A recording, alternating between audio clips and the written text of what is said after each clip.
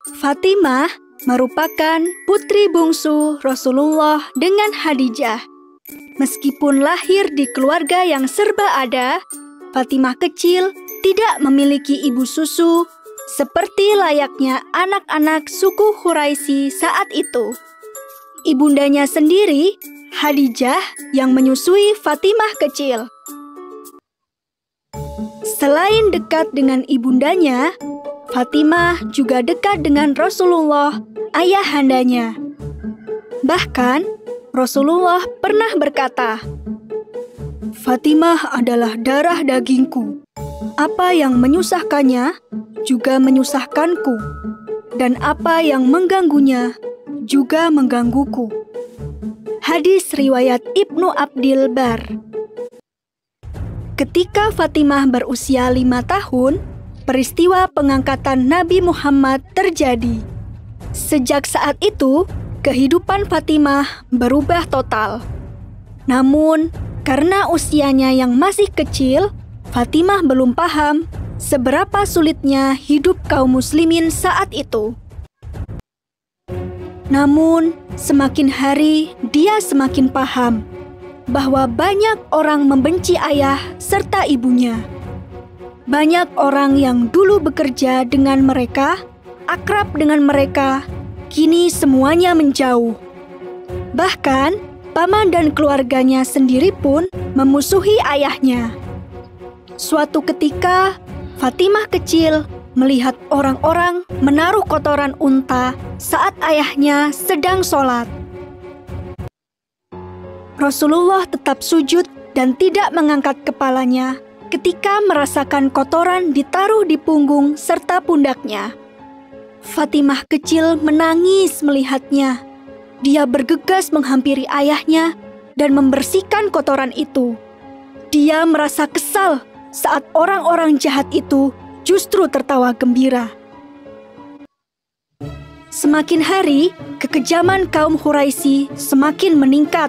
Mereka mengucilkan, mencela, berbuat kasar, hingga memboikot seluruh kegiatan kaum muslimin, mengakibatkan kaum muslimin jatuh dalam kemiskinan, tidak terkecuali keluarga Rasulullah. Harta Khadijah habis untuk membiayai perjuangan menegakkan Islam, sehingga Fatimah kecil pun sudah terbiasa hidup sederhana sejak kecil. Ketika telah beranjak dewasa, Rasulullah menikahkan Fatimah dengan Ali, seorang pemuda yang memiliki sifat mulia. Dia merupakan sepupu Rasulullah sendiri. Setelah menikah, Fatimah tinggal di rumah suaminya. Rumah itu sungguh sederhana, tidak ada perabot apapun. Jarak rumah Fatimah dan rumah ayahnya sangatlah jauh. Hal ini membuat Fatimah tidak bisa terlalu sering mengunjungi ayahnya. Dia juga tidak bisa terlalu sering mengikuti semua kegiatan ayahnya. Meski demikian, Fatimah tetap patuh. Saat suaminya pergi, dia akan menjaga rumah dengan baik.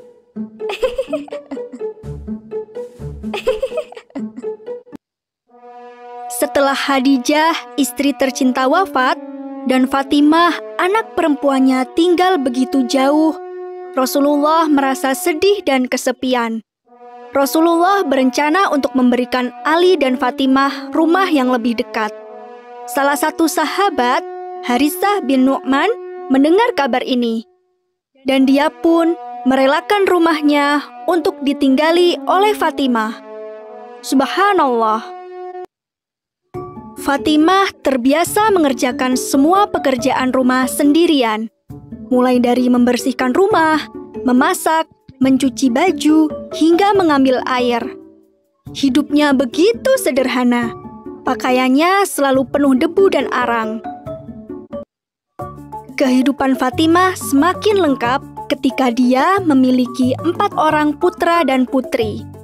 Mereka adalah Hasan, Husain, Zainab, dan Ummu Kulsum. Rasulullah sangat sayang kepada para cucunya, terutama Hasan dan Husain. Bahkan Rasulullah berkata, keduanya adalah permata hatiku di dunia. Hadis riwayat Bukhari. Mengurus rumah sekaligus mengurus anak-anak sendirian bukan hal yang mudah. Apalagi kala itu kehidupan kaum muslimin begitu berat. Suatu hari, Fatimah mengadu kepada suaminya. Saat itu, Fatimah berpikir, bagaimana kalau kita meminta kepada Rasulullah satu tawanan perang sebagai pembantu? Namun, Rasulullah menolak permintaan putrinya itu.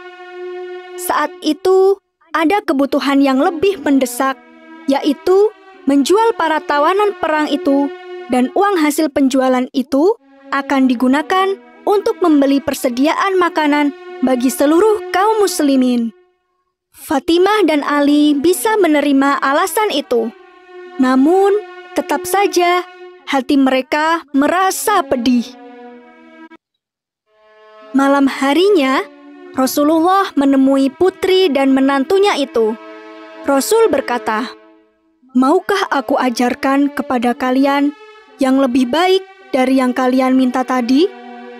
Jika hendak tidur, bacalah takbir 33 kali, tasbih 33 kali, dan tahmid 33 kali. Ini lebih baik dari seorang pembantu." Hadis riwayat Bukhari. Peperangan terus saja terjadi antara kaum muslimin dan orang-orang yang membenci Islam. Fatimah dan wanita-wanita lain pun ikut berjuang. Mereka bertugas untuk mengobati prajurit yang terluka serta menyiapkan makanan dan minuman. Dalam perang Uhud, hati Fatimah pilu kala dia harus merawat tubuh ayahnya yang terluka. Luka di tubuh Rasulullah sangat dalam hingga darah tidak bisa berhenti mengalir. Dengan sabar, Fatimah merawat ayahnya hingga sembuh. Meski harus berhadapan dengan maut setiap hari, Fatimah tidak pernah takut. Dia terus berjuang bersama ayah, suami, dan semua kaum muslimin lainnya. Suatu hari, Rasulullah sakit parah hingga tidak bisa bergerak. Fatimah pun menjenguk ayahnya. Saat itu, Rasulullah membisikkan sesuatu kepada Fatimah.